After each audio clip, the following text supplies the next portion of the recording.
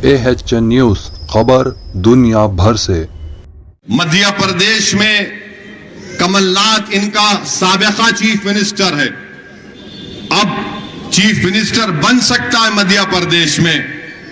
मध्य प्रदेश का कांग्रेस का साबिका chief minister यह बयान देता है कि राजीव गांधी ने बाबरी मस्जिद के ताले खोले थे, इसी वजह से आज वहां पर मंदिर बनने जा रही है। हम पूछना चाहते हैं कांग्रेस के लोगों से, बताओ क्या यह सच्चाई नहीं है? मैं शुरू से कह रहा था कि ये लोग जिम्मेदार हैं। 1948-49 से आप देख लो, 6 दिसंबर 1992 तक ये पूरे के पूरे लोग थे। कमलनाथ ने वही बात कही जो मैं कह रहा था। मैं पूछना चाहता हूं राहुल गांधी, क्या तुम्हारे वालिद ने ताले खोले थे? नहीं खोले थे। मैं पूछना चाहता हूं ये लोग जो आज हैदराबाद की सड़कों पर फिर रहे हैं, मजलिस पर उंगली उठा रहे, बताओ क्या तुमने ताले खोले थे या नहीं खोले थे? बताओ, बताओ, इसका जवाब दो। जो मुझ पर गाली देते हैं, मुझ पर इल्जाम लगाते हैं, जो चाहे कर लो। अरे अंग्रेजी की डिक्शनरी में अब कोई गाली देने के अल्फाज बाकी नहीं रहे जो असदुद्दीन ओवैसी के खिलाफ इन्होंने इस्तेमाल नहीं किए होंगे।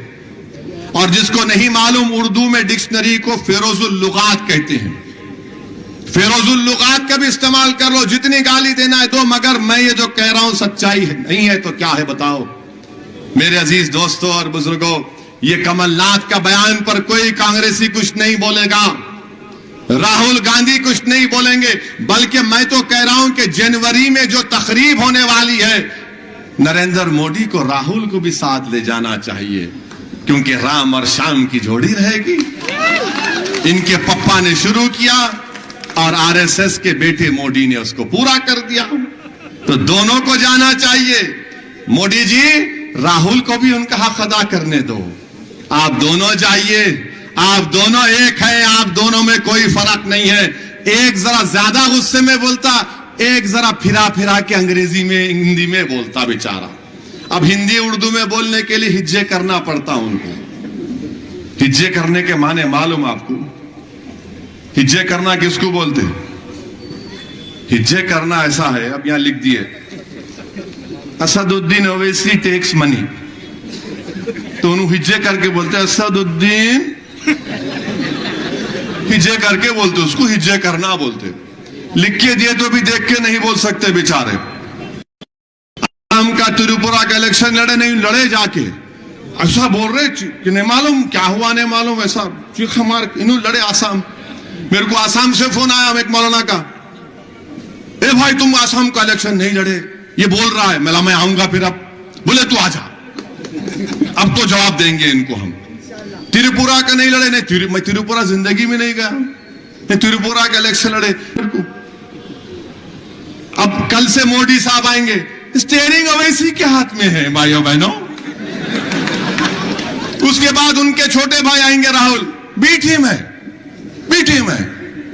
ऐसा नजर आता है कि मोदी और राहुल को ख्वाब में खाली मैं ही देखता हूं, दूसरे कोई नजर ही नहीं आते उनको। स्टीयरिंग इनके हाथ में है, बी टीम मैं हूं। अब वो बेचारे हमारे मामू परेशान, अरे मेरी गाड़ी में इसके हाथ में कैसा स्टीयरिंग आ गया रे भाई। आपको मालूम कैसा चलाते अपन गलियों में?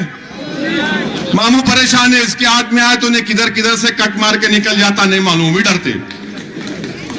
अभी नो स्टीयरिंग मेरे हाथ में है, अमित शाह आते चूखा मार मार उनके हाथ में है। अभी नो आए बी टीम।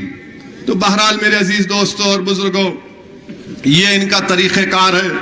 28 दिसंबर तक यही पुकारने वाले हैं। मैं आपसे भी अपील कर रहा हूं, दिल पे मत लो, गुर्दे पे ले लो, टेंशन मत लो, वोट डालो पतंग के निशान पर। आप निकल कर वोट डालिए। और ये लोग क्या कर रहे थे?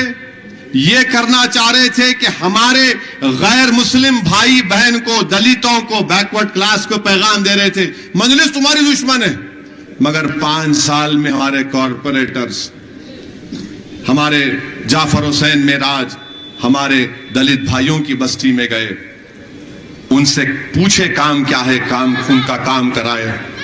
हमारे दलित बंधु की स्कीम आए तो बोले लो भाई तुम्हारा नाम बोलो, लिख जाओ।